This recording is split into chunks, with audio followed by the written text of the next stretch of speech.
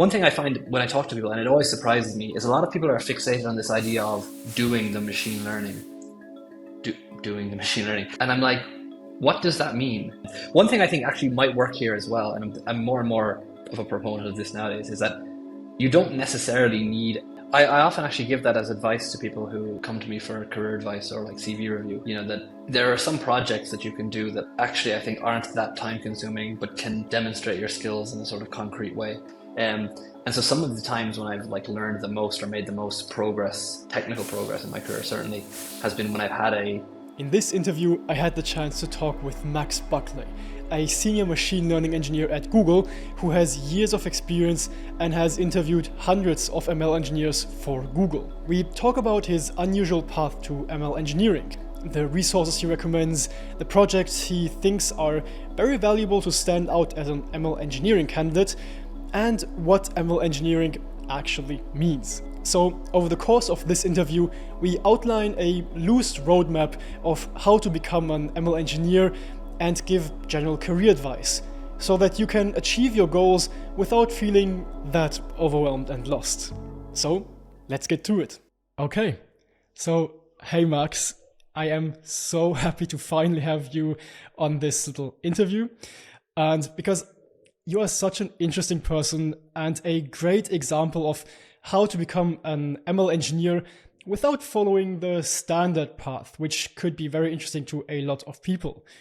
I mean, you started off with a business degree and now publishing some amazing LLM research insights, which we'll get to later. You have also interviewed dozens, if not hundreds, of ML engineering candidates at Google, so you know what is necessary to become a great ML engineer. So I am absolutely certain that this interview will shed a lot of light on how to become a successful ML engineer.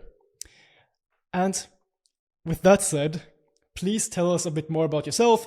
On a high level, what did you go through to get where you are now? Cool. Happy to be on your show. Thank you for having me. So yeah, for people who aren't familiar with my background, so about 11 years ago, I discovered machine learning through Coursera. Coursera was new at the time. I was doing my undergrad. I was in third year, and Coursera appeared, and so I was studying business. So first I did Coursera's in business, and then finance because it was a bit more quantitative. I found it more interesting, and then from there statistics, and from statistics kind of computer science, machine learning. And when I discovered machine learning, I thought, this is awesome because it's like the best bits of statistics. It's the prediction bits, which has some of the things that I found originally less exciting, but later in life realize are actually the most important bits, you know, more important bits. So after kind of discovering machine learning through Coursera, I kind of went on a bit of a mad burst of Coursera's. I did lots of Coursera's. And at the same time, I applied for an internship at Google and got it, which was amazing. And so I kind of got originally it was a business associate intern I applied for. So there's business and tech interns at Google. And the business associate intern is a range of different business roles you can get fit for. I was put for a financial analyst role, which made sense given I had a business background and I was about to do a master's in finance. What really swung it for me, I think, is the fact that I had this kind of hobby side interest. Like, I think what really resonated with one of my interviewers, at least, was the fact that I had all this like side project programming, machine learning, or the programming language. I have to excuse my Irish accent when I say that. But I think that's really what like warmed him to me. I think, you know, we had both finished the same Coursera on data analysis and computer for data analysis, so it was like we immediately had this kind of rapport. But then from the moment I got into Google, I initially joined as a financial analyst intern, and I don't know, my first week on the job, I kind of realized that I wanted to do more technical work, like rather than more business type work. So I sort of slowly started making footsteps in that direction, and so I kept doing a lot of Coursera's to learn more about machine learning, data science, and I kind of took like progressively more analytical roles. I wouldn't say they were machine learning roles initially, though I was using machine learning here and there. Like when I got a chance, I would be like, oh, let's do some sort of forecasting project, and I'd be like, oh, let's use regression or random parse regression at the time. So then I got a full-time role straight at the back of my internship, So instead of doing that master's in finance, that I never ended up doing that. I got a full-time role and became a business analyst straight out of undergrad. And again, kept taking steps and kind of progressing and taking more, like keep challenging myself to grow and kind of take part-time studies, do online courses, do side projects. Yeah, I feel like I feel like you should speak because I'm kind of monologuing. No, this is great. I mean, it's an introduction how you got started, and I feel like at this point in your story, we are at a point where you are still in the business realm. You are at Google. Um, I think you are still in the area, rather on the internship arc. Yes, so I mean, so that's kind of the transition, right? So the internship is 3 months, and so I finished that at the end of August. But even before I had finished it, some hiring managers had reached out to me about a potential full-time role. Said that I didn't necessarily need to go and do a master's; that I could just straight away. Okay. So I actually ended up interviewing for a full-time role while I was an intern and getting a full-time role. So finishing my internship, taking like 2 weeks on holiday, and then started a full-time role.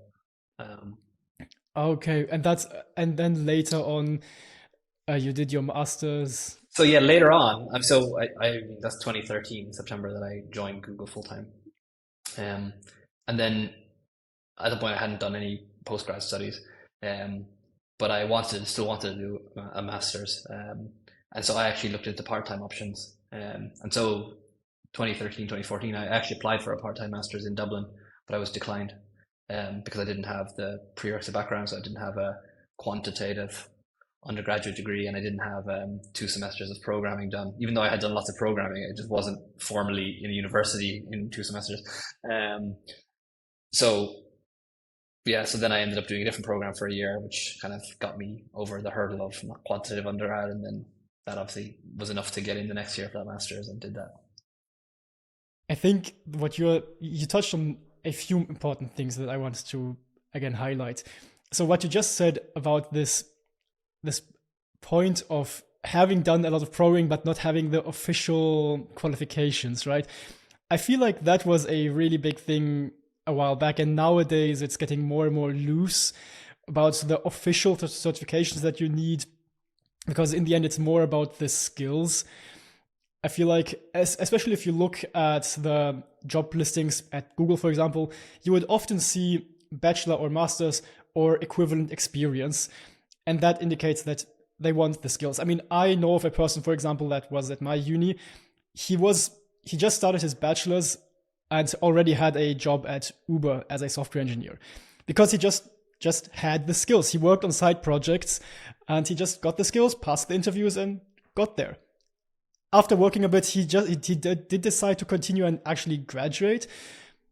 But yeah, that's just a cool story to show that. Especially nowadays, it's about the skills, I would say. I mean, I definitely don't want to down talk the degrees, and I would definitely recommend them. But yeah, it's just, I feel like only having a degree is not a causal indication for having the skills. But the side projects are that you get alongside the degree potentially, are what actually counts.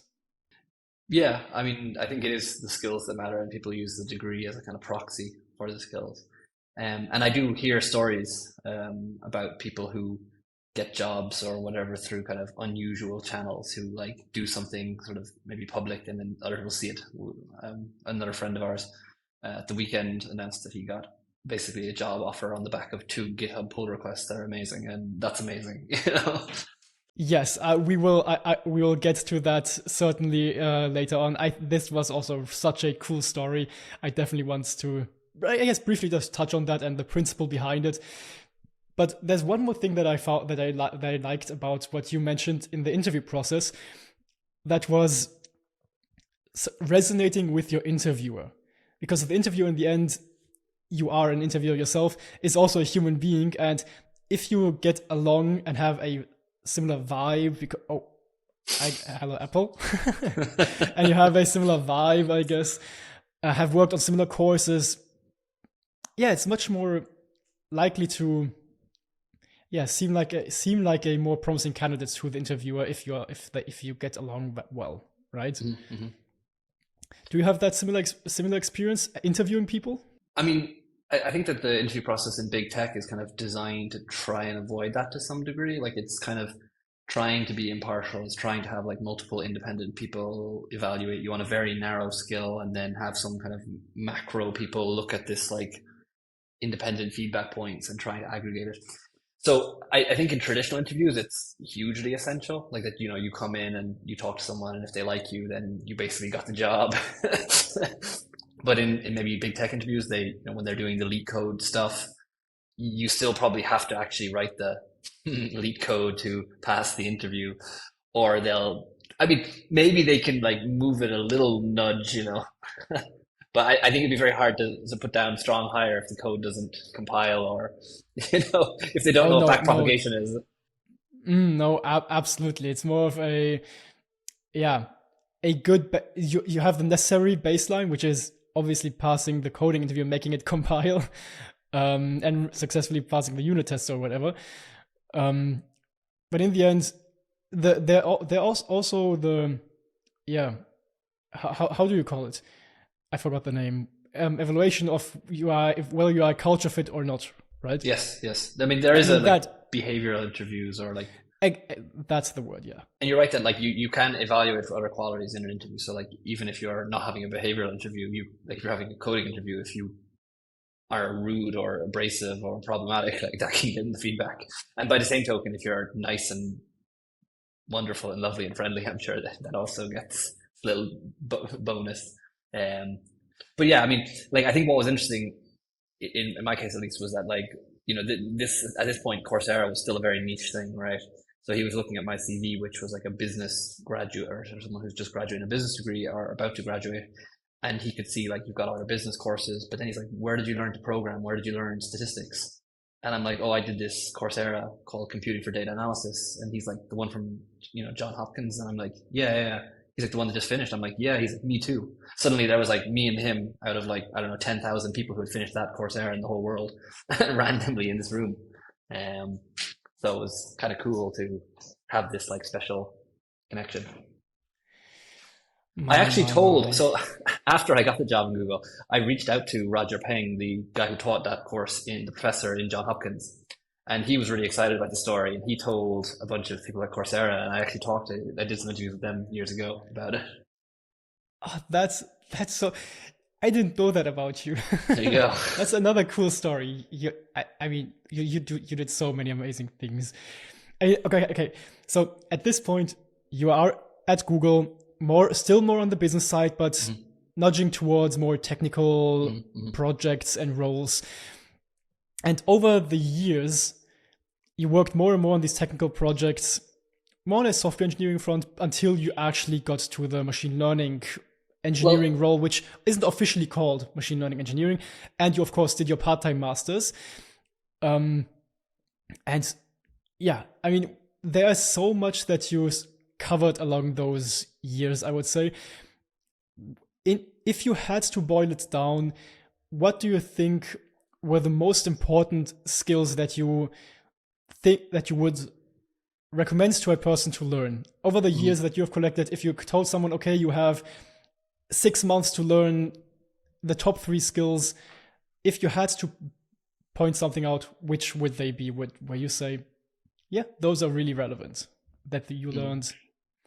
Those can be technical skills like, I don't know, Python programming, or also more soft skills like always being curious and reading papers or so and so on. I mean, well, one thing I would say, so I'm always been someone who's quite self-directed, quite like curious, and kind of just goes around like discovering things and learning things of my own accord. But a bit like we see in deep learning, it's sometimes much more productive to have like a better teacher that teaches your sort of student, right? And so some of the times when I've like learned the most or made the most technical progress in my career, certainly, has been when I've had a technical mentor who's a little bit ahead of me, like not necessarily like way ahead of me that doesn't have time for me, but like someone who's a few years ahead of me who can teach me a lot in a very small space of time. There was one guy who I worked with when I was about a year into Google. I joined at the end of 2014. I joined the team, which would later be called Trust and Safety. But I then met, I would say, like the first great mentor of my career.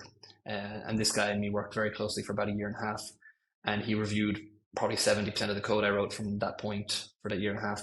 He left thousands of comments. Like he's one of the most thorough code reviewers I ever had to date. And like every time I would, manage to get my approval on at the end of my code review, it felt like this like, euphoria, like finally you've managed to get something past this gatekeeper. But I learned so much. Like when I first started working with him, I could program, but I had never written a unit test. I had never like formatted my code correctly or used a linter or really collaborated with anybody on code. Like I had just written code for myself to solve some problem. I'd never really thought about the time complexity or replicating something across different data centers so it's close to customers. I'd never thought of these things.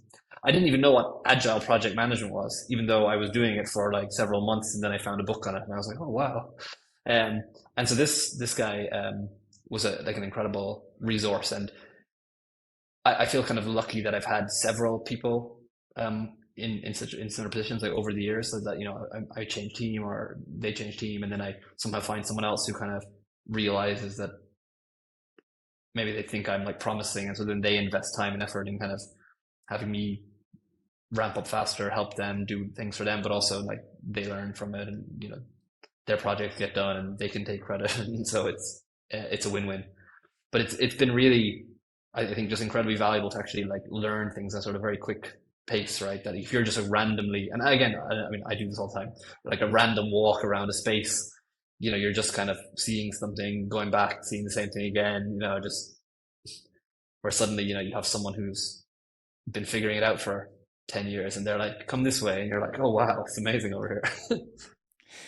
No, definitely. I mean, there's so much to this. That's why people really like to have some sort of roadmap, what to do, what to study. First study Python, then study math, then study this course, and then do this. Because there are so many resources online, and there are so many great resources. For me, if someone asks me what is the best resource for learning computer vision or whatever, I can't give an answer. And then someone might say, well, this other person recommended something else. And I'm like, that's a great resource. There's no one correct answer. But having some sort of roadmap, at least someone who is more experienced than you guide you, is really a great, great starting point. The thing is, especially for machine learning, I feel like this only works to a certain level, right? Learning the basics, learning the machine learning specialization by Andrey on Coursera is amazing. Then you have the deep learning specialization where you learn the basics. But after that, where you don't have these really step-by-step courses that take you to the more advanced stuff, there is no single course that teaches you from A to B after the basics. From there on, it's exploration. And then you learn about a certain area of expertise in machine learning that's somewhere in the space right in the top corner. Then you're learning about reinforcement learning, which is here, but there's no connection yet. And then you're starting to fill in the spots in this space of knowledge, and all of a sudden you get connections. But this exploration is really sparse and seems random at first, but if you just keep going and going and going, at some point it will make more sense. And to get there might feel very daunting, especially, again, after those first basics that you learn, which have a good curriculum. Yeah, it's tricky. It's tricky. Yeah, I think the way you've described it is exactly what I would have sort of said, right? That like, and as you said, like these early examples by Andrew Ng and then other things, like I did a few Coursera's and kind of got a taste for it. And then I did like 40 something Coursera's. And like after a while, like at first they were all new and everything's novel. After a while, you're getting like more and more redundancy per Coursera, right? That you're covering linear algebra again, basics, right? You cover again. Okay, at some point you can kind of like just skip or just do the quiz, but like, and then you don't know how to proceed beyond that, right? Beyond actually just doing a project and kind of failing or succeeding or kind of learning in the trenches. And it's exactly that, right? It's kind of difficult to progress there. That is a hard point. One thing I think actually might work here as well, and I'm more and more of a proponent of this nowadays, is that you don't necessarily need a mentor who's strictly greater than you. I think just having a peer group or who are even approximately the same level as you can kind of bootstrap each other because you're like raising the bar for each other. You're showing each other things and they're showing you things. And suddenly you're like all developing as a kind of like a, it's like you're like a GAN competing with each other, And so I think that actually could work too. Like, if you're doing something like web development where it's been a thing for decades, of course you can find someone who just knows it. But if you're just like going to an area like LLMs when, most people weren't involved until ChatGPT appeared. You're kind of like, there's lots of people who are at the beginning and you can kind of bootstrap each other. So. And this is really something that I also really wanted to touch on. Nowadays, machine learning is still fairly new, I would say, although there's this humongous hype around it and everyone is starting to hop on the train. But still, the cool thing is what you just said. Just being in a community and just not even actively engaging in it, but just seeing some chats where people talk about things where you're like, oh, what's that? Oh, what's that? Oh, what do they mean here? What are they referencing here? You all of a sudden see what people are talking about and can look into that yourself. Again, you're sparsely filling in your mind map of all the different knowledge bits of machine learning.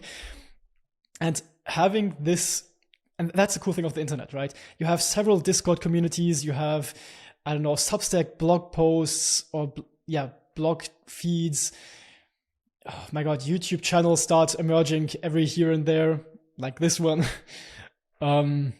Just having some chat with people who are enthusiastic and, as you mentioned, bootstrap and pushing each other is a great place to start, and just gets dropped into the cold water and starts to figure out how to get used to it. Yeah, because so I have two friends who, from probably as early as like 2015, me and these two other guys were like these. We had our like little machine learning group where the three of us would just share resources and we collaborated on paper. We would do Kaggle competitions. We did a few things, and like we were always kind of sharing. Like long before ML had gone fully mainstream, we were kind of pursuing it, probably with less vigor than we are now, but still doing it. And we kind of all wanted to work in machine learning in a few years.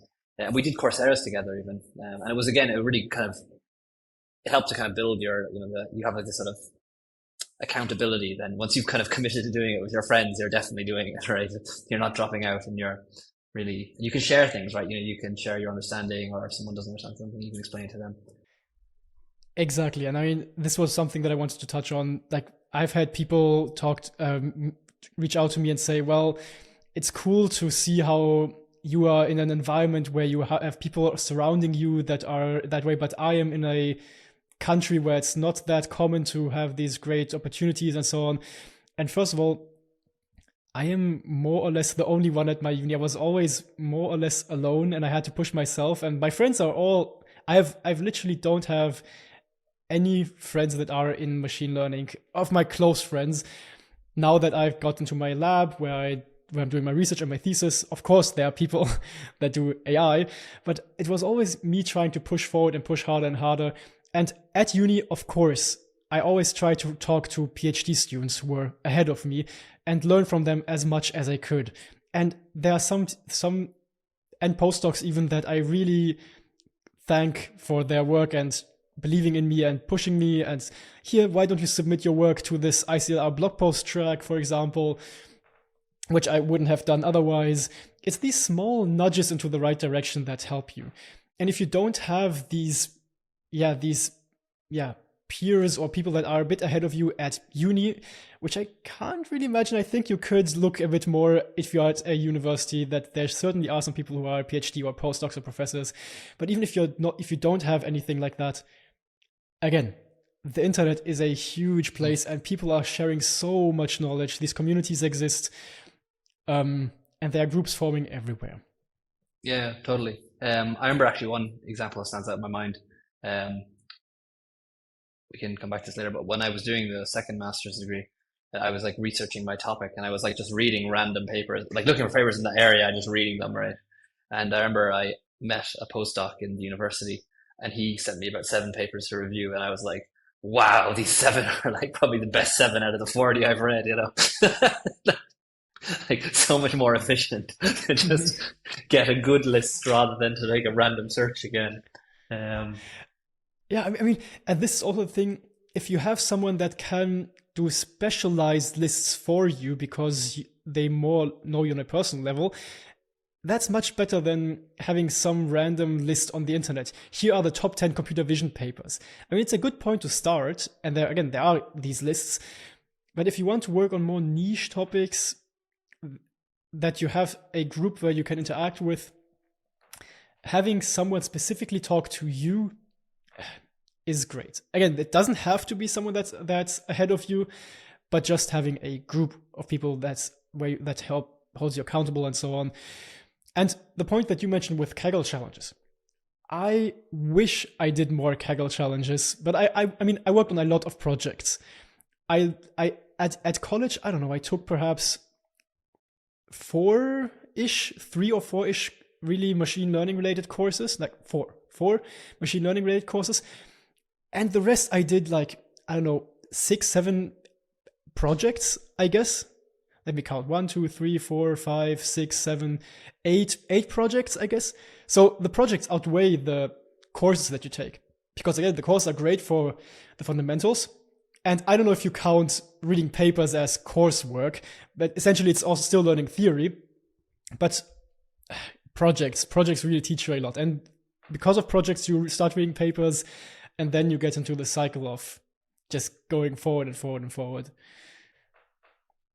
Yeah. I mean, yeah, so that's really, really great to see, okay, how you get to a certain level of skill. And now that you are a machine learning engineer at Google. But yeah, we should probably go back to where I went. So I went from business analyst in sort of 2013. Yeah. So 2014, end of 2014, a year later, I joined this trust and safety analyst role. When I joined that role, the thing that appealed to me about that role was that they had an engineering team that worked closely with them, and I saw that I could potentially get mentored there. And very quickly when I joined that team, that happened. So that was very fortunate that I started working on this team, and the kind of engineering team sort of saw, hey, this guy could be a helpful asset, so let's get him on side. And they basically put me in their team meeting once a week, and I would do hoover up the small bits of work that they didn't want to do or that was easy. And I learned a lot, and they were all reviewing my code and telling me how terrible it was. By the magic of gradient descent, it became better. And that was a super valuable exchange. I say that's probably the 1 year where I learned the most in terms of programming ability, the delta, from can solve the problem to can solve the problem in a correctly looking way that doesn't have any egregious errors and has reasonable time complexity and whatever else. But then I ended up transferring to that engineering team full time. And to do that required the tech interviews at Google, where you do data structures and algorithms. And then I spent 2 years in that team working on 2 different areas. And that was just pure software engineering. There was no machine learning really. And then at that point, I wanted to transfer to another team. And even though machine learning was kind of my goal, I kind of realized I wanted to develop my software engineering skills to a level that was sufficient. So I was kind of happy to do more pure software engineering. It didn't have to be machine learning. And I found a role doing basically what I would call infrastructure. So transferred to that another software engineer team, just building kind of internal infrastructure. And I was there for a few years. At this point, I ended up doing more kind of side projects, actually. My side projects evolved. This is when I did some of the research papers that I had. But my main job was infrastructure. So it was data processing pipelines, data validation, kind of infrastructure to manage and run these things. It wasn't until 2022 that I actually transferred to mid 22 that I transferred to a machine learning team full time and became, I suppose, what you refer to as a machine learning engineer.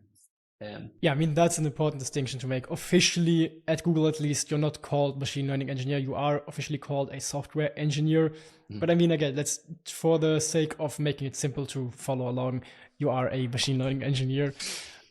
At least for the audience, again, software engineer working in machine learning. Yeah. But, yeah. I think what is important here, again, to highlight is along your journey to become a machine learning engineer, you did a lot of software engineering. And I have a video where I try to explain the differences between the roles, but machine learning engineers are mostly software engineers. And even if you look at the latest research on LLMs, the 100-page Llama 3 paper, how much effort was put into simple software engineering for data engineering? What you just referred to, data pipelining and whatever, that is such a huge part of building, at least building large language models, or models that are very heavily reliant on large amounts of data and clean data. So I feel like if you want to get into machine learning engineering roles, or even research engineering roles, and at some point research scientist roles perhaps, you don't have to get your first internship at some research lab. It's absolutely probably even better to start off with a software engineering internship or some other types of practical experience. Perhaps even data analyst perhaps could also be a good starting point to just get your foot into the door at some company, like you started at Google. If you get your foot into a company at Google as a data analyst, by your example, you can at some point transition to a better, to a machine learning related role. So, yeah. Yeah, certainly. What would you say about that? I mean, so there's a tweet by Greg Brockman where he says that it's easier to teach software engineers machine learning than it is to teach machine learning people software engineering. And I've heard this sentiment echoed in many other places as well, right? Like, depending on what you're doing, depending on what doing machine learning means to you, it's probably building some large distributed system these days, and that requires software engineers who understand how to do these things, rather than necessarily having like a deep theoretical expertise in some niche of machine learning. So like there's a balance. I mean, obviously the research scientists who maybe have some hypothesis, and then a team of engineers build the hypothesis machine to verify it. But like it is, you say, it's definitely that the software engineering is essential. And also, I mean, obviously, you're not going to go into either of these things if you have no interest or like no prior, right? But like, many of the engineers I work with, even if they're not machine learning people, they come from maths, stats, computer science, physics backgrounds, right? It would obviously be reasonable for them to revise their linear algebra and kind of revise gradient descent. Some of these things they may have already seen in their courses, right? Rather than necessarily taking a decade of programming or plus or more, But yeah, one thing I find when I talk to people, and it always surprises me, is a lot of people are fixated on this idea of doing the machine learning, which I find curious because people will ask me, do I do the machine learning? And I'm like, what does that mean? And they mean train the model. But I'm like, I don't even know if there's a button, like a big red button that like Mark Zuckerberg presses to like train Llama 3.1, and then he's done the machine learning and everyone else just claps, I don't think that's the case, right? Like, there's many engineers and scientists running many experiments, training small models and seeing how things work and how they scale. Did they do the machine learning? My feeling is yes, they did. And like, as you say, there's people who work on like data plumbing or whatever, and they're contributing to this thing. I mean, they may have not trained a model, or maybe when they trained a model, it was just to see that there was no regression. Like they're just looking for a no diff. Is that, I mean, I that's still doing the machine learning, but I think some people have this mental model where it's kind of not, because they're not like enumerating the different model classes. But I think that the reality, like maybe when you're a machine learning engineer versus being a data scientist, like as a data scientist in many companies, you're given some data set and asked, can we do something here? And you do like enumerate the different model classes. You try gradient boosted tree, you try neural network, you try, whatever you want. And then you see which one works the best and maybe say, okay, this kind of works. But as a machine learning engineer, you're often working on a big system that has already decided that they use gradient boosted tree. And yes, you can obviously suggest we change it, but it's not like you just quickly do that and do that frequently, right? Yeah. No, absolutely. Especially data scientists. I mean, I feel like a big distinction between data scientists and machine learning engineers is the scale of the problem that you're trying to solve. Data scientists usually are applied to business problems, and they have usually, again, the definitions are very vague across companies and even inside of companies. But usually a data scientist applies to business problems and you have a tabular data set. And then again, usually you have even some auto ML system where you just have to format the data, pre-process the data, right? Clean the data, do some, if you have missing values, handle those and so on. There are certain techniques. And then you hit play on the auto ML tool, which then tries out all the different standard ML models. I mean, that's at least like IBM has definitely has their own AutoML suite, for example. So does Google and Amazon. Play. Exactly. I mean, it depends on the scale. And at the point where you need ML engineers to maintain and contribute to a huge system because the scale of your ML project is that large, you will have different people working on different projects. I mean, if I recall correctly, the Gemini 1.5 paper had 900 authors, contributors. I mean, that's not a paper, of course, at that point.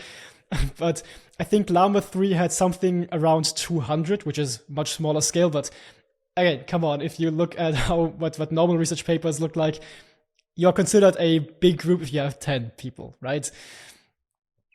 So, yeah, I mean, at that point, it's just a huge software engineering project. Not every one of those 900 people will have pressed train a model, right? They will be working on different parts. And all are machine learning engineers in the end, I guess, or research engineers or research scientists. But even if you look at these two roles, research engineer and research scientist, they are effectively the same, except for bureaucracy that one requires a PhD and the other doesn't. But again, the best example is, if I recall correctly, the Attention's All You Need paper had equal contributions between the authors, and some were research engineers, some were research scientists, and they worked on the same research paper. Mm-hmm. So it's very vague if you look at these terminologies, but in the end, I mean, everyone has to have software engineering skills.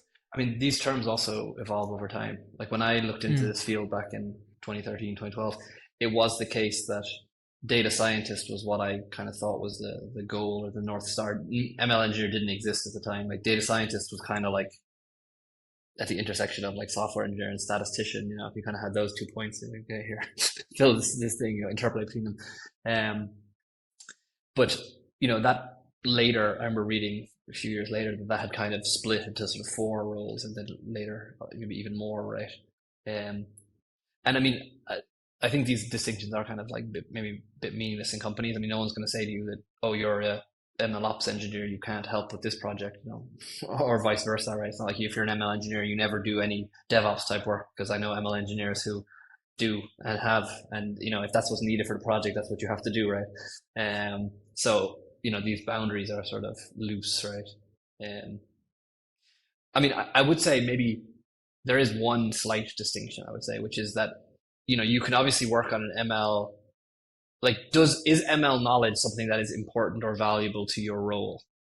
Which I guess, you know, like it's possible, for example, to work a pure infra role on an ML system, right? Like, you know, maybe you build the front end for the RLHF system. I mean, like, as far as you're concerned, it's just like text fields and, you know, you do front end, you just do JavaScript or TypeScript all day, right? And again, I don't mean to like judge, or I'm not judging, but like that's like just a traditional web developer role.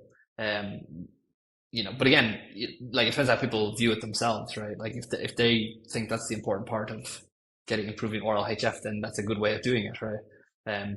But if you're thinking about like, how do I crank the metric or, you know, improve this other thing, then maybe that's more. But yeah, again,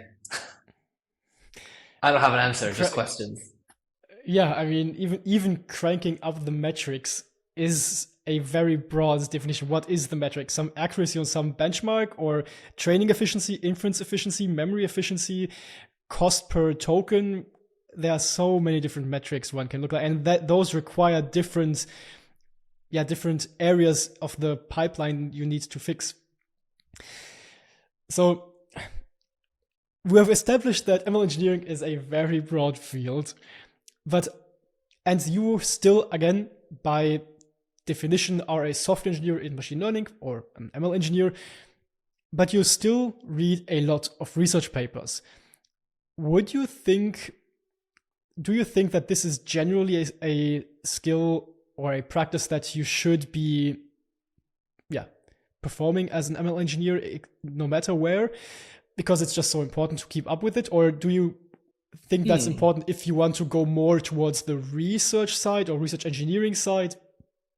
And how much do you really benefit from reading papers in your actual job? Good question. I think it depends.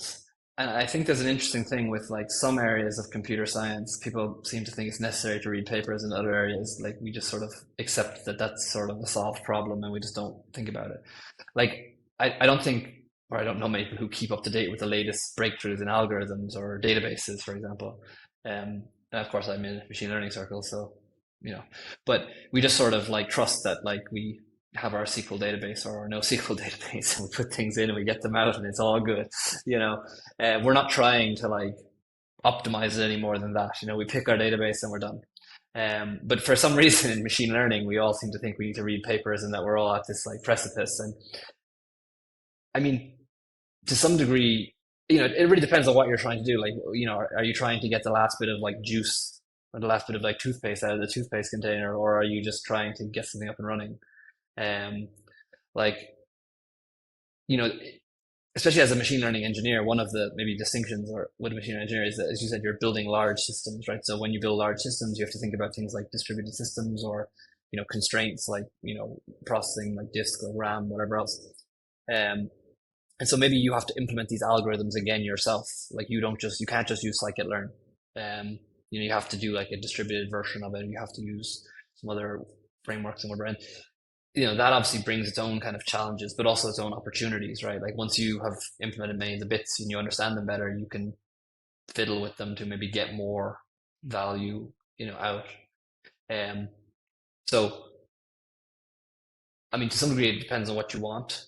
I mean, if you want to be in a cutting edge field, you know, I think you have to like learning and you have to like exploring. Like, you know, I mean, unless you graduated like this year, you know, you probably didn't learn a lot of this stuff in college that's cutting edge right now. You learned it, you know, playing around and exploring. So you need to want to do that. I think people who want to do that, they want to do that sort of consistently, right? They want to understand how things work and try to improve it, and you know that. I mean, there are so insanely many papers out there. There's no way everyone can keep up with everything. There are some diamonds that are buried are lost along the way. And I genuinely really like reading papers. It feels very calming to me. I feel like I'm being productive because I'm genuinely just learning something new, and just this knowledge feels like I am upgrading my human capital, my worth. Investing. Even though, exactly, even though I might not necessarily implement any of these things that I read into my actual practical work. So it's difficult to quantify the ROI of reading so many papers, but actually not implementing anything. I feel like it's really important to get a feeling for what ML consists of and what the knobs are in different ML domains that could potentially help you out in your specific problem. Mm-hmm. But then again, I mean, I do think just a that. curiosity thing. I mean, I think there's different ways to read a paper, right? I know you Mm. have. Do you have videos on like reproducing a paper, like actually trying I to? do I have a one specific one? I think I have one where I talk. I have one where I talk about how to read a paper and that there are 3 different levels of reading a paper. Yeah, That's how I like you know, break it I up. mean, I often print papers before I get on a flight. So I'm on an airplane and I like read a paper with a highlighter and I go through it and I think that was interesting, you know. And it's like someone else might read a newspaper. I don't know if that still happens. Mm. You know, it doesn't necessarily have to like change my worldview. And if I find good ones, maybe I think about them more. I discuss them with people. But I do think depending on where you are on your journey as well is what matters, right? Like if I think if you're closer to a beginner, I think textbooks are way better than research papers. Like the density of information and the way it's structured is going to be much more helpful reading like Sutton and Barto reinforcement learning than just trying to read, I don't know, some like recent paper like Rainbow DQN, you know. Probably don't read Rainbow DQN unless you've read DQN and unless you know what a DQN is, you know, like, you know what I mean? Mm. but like if you read the book, then you get that. Whereas obviously, if you read the book when you've already spent several years in the field, you might be like, okay, 85% of this is redundant, you know. Yeah, And so absolutely. the paper might be a richer thing. And also, I think the value of the marginal information changes depending on where you are, right? Like the closer you get to the kind of frontier, the more valuable it is, right? The more people are like, okay, this is rare knowledge or rare skills, right? Like knowing TensorFlow back in 2015 when it was like released was like, wow, this is a new thing and you're already using it. Whereas now it's like, oh wow, it's an old thing. It's a classic. Have you heard of Jax? You know, Mm. I mean, I feel like reading papers is, again, really great to just keep you up to date, but also allows you to get a feeling for where things break. I mean, this is a great example where we can talk about your recent, yeah, discovery or contribution to the community where you read a paper or a blog post that tackled a very specific problem about LLMs, how you tokenize numbers. And then you read that and you were like, oh, that's cool. And then you started playing around with it. And from here on, I guess, please you share what you discovered there and how you went along with sharing those findings. yeah. So what happened there was it was like a Saturday, and I had just decided I was going to look into tokenization. So in a WhatsApp group with some friends a few weeks earlier, they had shared this new Andrey Karpathy video, which you should link in the comments below, about But by the way, tokenization. everything that we talk about when it comes to references or links, I will try my best to put links into the description box below. That's great. Also, yes, Andrey Karpathy, his Yeah, videos, phenomenal. amazing. Yeah. But this particular video on tokenization, I watched it. It was 2 or 3 hours long, and I found it very interesting. I like everything he linked or talked about. I kind of followed up with, and I dug in a bit more. I was like, oh, this is amazing. Um, and a few days later, I was just taking a walk, listening to a podcast, and Dario Amodei from Anthropic was bragging on the podcast about the performance of the new Claude models at uh, Arithmetic, effectively. And I was kind of like surprised hearing this because I was aware of how LLMs are a bit terrible at arithmetic, very unreliable, and especially when the numbers get big, performance can fall apart. And I was just thinking about it in the context of this tokenization thing that I had spent Saturday kind of looking into. Um, and so I started playing with the um, Anthropic API. So specifically, I'd also sort of in recent times had seen that some guy, another guy I know here in Zurich, had exposed part of the Anthropic tokenizer through their API calls. And kind of, I was looking at his repo and I was thinking about how the numbers were dealt with. And so I just started like playing with it. And then I just noticed that their number handling was different and unusual, right? And what I noticed was that when they were and this is a bit technical detail that you can have to, I can't really explain it without explaining it, but basically they tokenize numbers from right to left rather than from left to right. And when I saw this initially, I was like, this is super interesting. And I didn't necessarily instantly like verify how well they performed when you actually try it arithmetic, because you need to write a script to do this. But I was just curious. I just spotted this and I was like, I could reproduce it with the API very easily, that I was doing it. And so I just wrote a LinkedIn post about it. And then a few days later, when I had more time, I wrote a little script to actually verify this on some models. And I saw that the Anthropic models are much better at arithmetic. They can add like huge numbers without having any issue from my tests.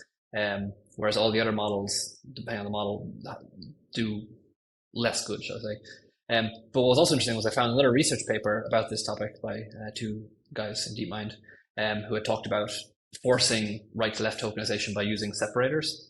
And they had showed that when you do this, it improves the performance of GPU 3.5, GPU 4. So I kind of extended their work to a bunch of other models that are available now. And I reached out to this guy, Baron, who owns a blog post where a lot of these integer tokenization blogs were written that Andrey Karpathy referenced. So I reached out to the guy who owned that blog post and I asked him if I could contribute a guest post about Anthropic's new tokenization, and he was like, sure. And so I wrote an article, I wrote a script to do some analysis, I put it up there, I sent it to him. He did some peer or some proofreading, and then we published it. It was pretty cool. I mean, it was just like, that was like a couple of hours here and there kind of project, and but yeah, I got some interesting people reach out to me on various sources, and it's cool. It's I mean, that's such a cool story where people think that to build, I often say you should work on bigger projects, but those projects are to build your skills and build projects that are representative for your skills. But such smaller projects that you conduct, like research projects perhaps, that you conducted, at that point, people will understand that you have a base understanding and base skills, especially if you have your level of job experience, right? And little projects like that, where you have to have a certain overview of current research, what other people are doing, the nitty-gritty details of LLMs, where they break and where they fail. Those are so cool. And these tiny details improve model performance by a huge amount. I will link the blog post below, and you will see how huge the improvement is by just changing this tokenization, how the numbers are represented. And those are, again, phenomenal findings. And being public about that is what research is all about. And what opens so many doors. And I guess that is a great point where again, I would ask you to tell this little brief story about our little friend who did 1 or 2 PRs to Hugging Face, and all of a sudden, would you look at that? Yeah, just a friend of ours recently shared that he had done 2 pull requests to Hugging Face's transformer library. Huge, very good pull requests, like really well documented, really huge impact in terms of like memory savings. And of course, because these are Hugging Face's libraries, these are going to affect all open source LLM efforts around the world very quickly. 2 great pull requests, and he shared with us that they've given him a full-time role as a machine learning engineer, if you will, or software engineer working on machine learning libraries, if you want to be more specific. Yeah, and it's amazing because that's to me kind of how things should be, right? Like if you show that you can do something and you do a really good job of it, then that's what matters, not whether you can implement union find standing on one leg, or implement a red-black BST with your eyes closed or something. For me, this is just a really, really cool example, an inspiring example. Also for beginners, I always try to point back to what this where beginners might benefit from this. It is that the internet is such a cool place. There are so many open source projects, and okay, Hugging Face Transformers is a huge open source project, so contributing there is of course possible, and people do that all the time. But there are many more open source projects. If you have something that you find interesting, chances are high that there are some open source projects, and contributing to that, no matter where you live, you can get some experience, you can get new connections. And who knows where this leads to. And again, this brings me back to this argument where I said some people reached out to me and told me, they don't have any opportunities to work on cool projects where they live. This story of what your little number tokenization project, or what our buddy there achieved at Hugging Face, just is a higher level example of what can be done by just contributing to open source projects, demonstrating your skills, and making them public. And I think that is really important. Of course, you have to have the base knowledge, and we discussed that there are great resources for learning this, really structured and pedagogically. Is that how you pronounce it? Pedagogical. Pedagogically well laid out courses for the beginner materials, but at some point it's projects and reading papers and looking what inspires you, what you find interesting, and where you can work or contribute toward on. Make it public, show what you can. I often actually give that as advice to people who come to me for career advice or like CV review. that there are some projects that you can do that actually I think aren't that time consuming, but can demonstrate your skills in a sort of concrete way. And I think that like some of these open source things are kind of in that ballpark, right? Where you could, I mean, assuming you can program, you could find some repo and, you can reach out to the owners, or you can make it, file an issue and have a conversation and suggest something, and they'll be like, sure, send a pull request. And you can then spend a few days hacking, send a pull request, do a few rounds of code review, submit it. And suddenly you have on your CV something awesome, like I contributed this particular test to the LM eval library, which is used for evaluating language models, or I contributed this Hugging Face data set for whatever your domain is, or something like this. And that sounds to me like, as an interviewer, as a recruiter, so much more impressive than just saying that some generic statements about your job that are just like, that's what everyone would say in that job, like, was a good team player, okay. But if you tell me that you actually contributed the whatever QA data set to Hugging Face and added as an automated eval to this library that I'm using and you're using and they're using, I'm like, wow. I mean, in a sense, that's very much like what work is like, right? That, you're collaborating with various people, except for here, you're just doing it with people you're actually finding and on projects you're initiating. Exactly. I mean, I find it difficult to assign a certain project to a certain level of your journey. Again, the beginning is always pretty straightforward. You take the courses, you learn basics of Python, you do your beginner tutorials that come along with most courses. And at that point, you start working on your own projects. You complete the project, you do the next project and think to yourself, oh my God, my first project was so bad, it's so cringe. And you want that. Because if you feel that way, then you have improved. And at that point, there's so many just open source repositories from academia that always want more help because they are understaffed and need as much support as possible. But also from open source startups. There's so many startups. There's so many little companies that are working on some sort of machine learning related task. There are several eval startups, for example, that just want to evaluate LLMs. And people often only see the big tech companies and see ChatGPT or perhaps Gemini or Claude, and they're like, oh my God, how do I get to Google DeepMind? And as my very first job, and it's like, except you're like a really exceptional student that comes from Stanford or whatever, chances are low that you will directly get your first job at DeepMind or whatever, right?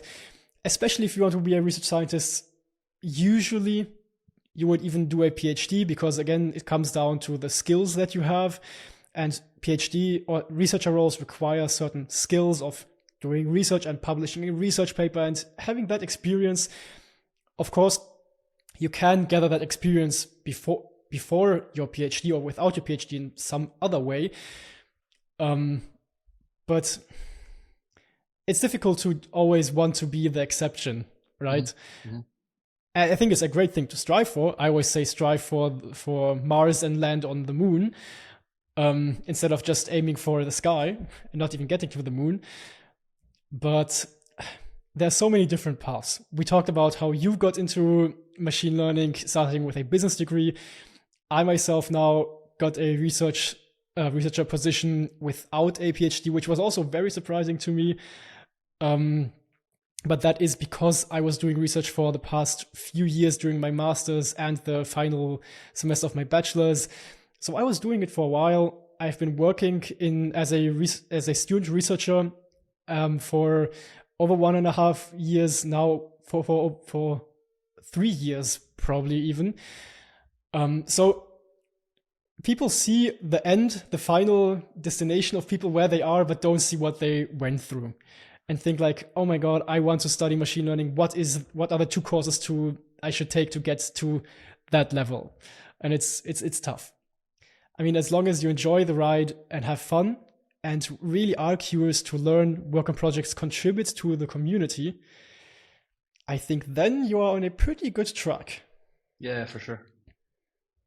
I mean, and the other thing is through contributing to the community, you can also potentially find these mentors that we talked about.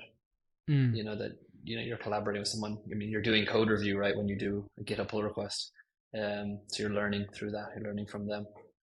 Um, you get involved. So it's a I winning mean, all around.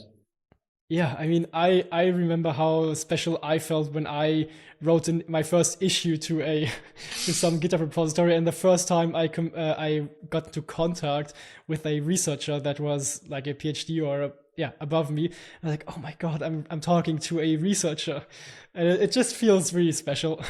It just feels fun to do something like that, and talking to people.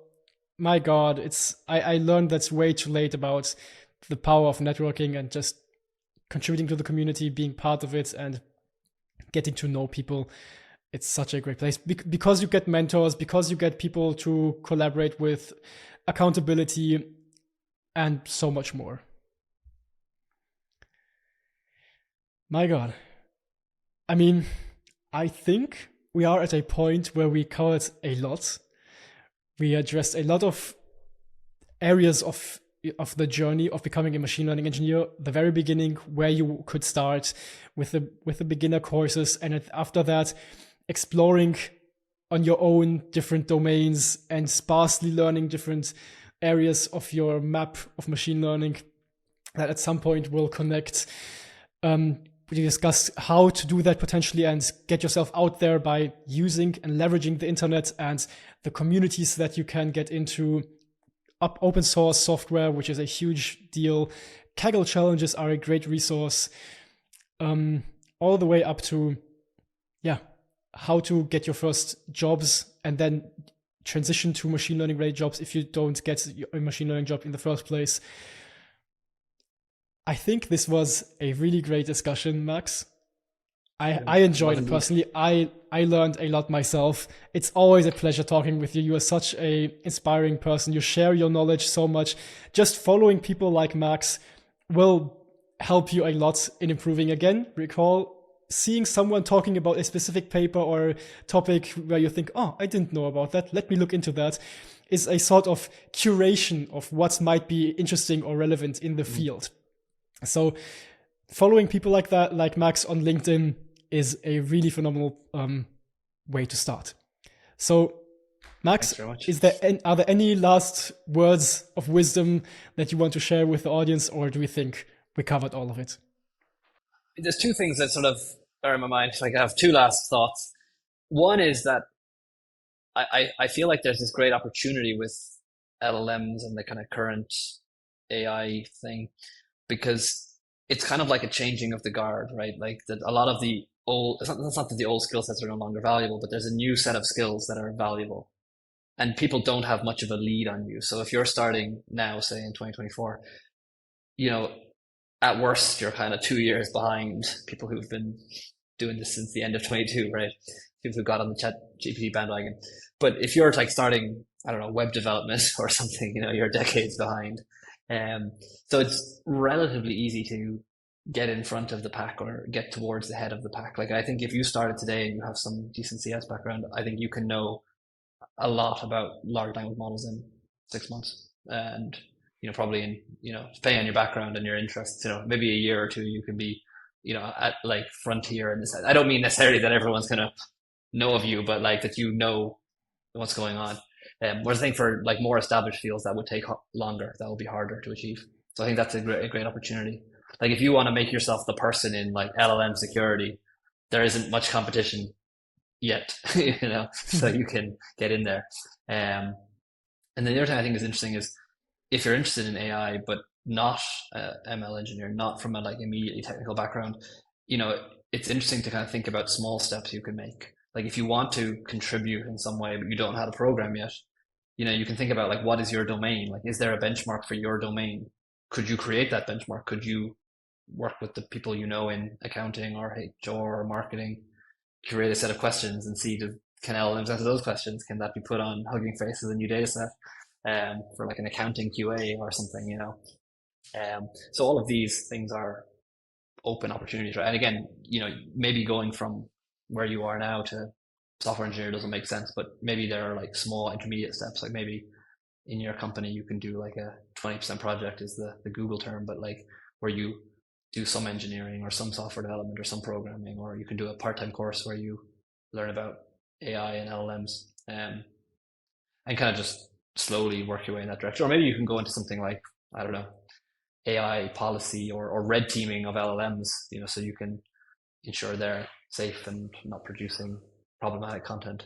So there's lots of like ways to kind of get in without necessarily writing Jack's code, if that's what you want.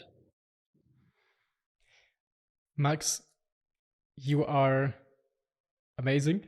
Thank you for all of your wisdom and sharing. You're amazing too, Boris. I mean, well, we're all trying to contribute in some way or another, right? So thank you very, very much. Thank you. And what a nice ending. Happy learning, and see you guys next time. Bye-bye.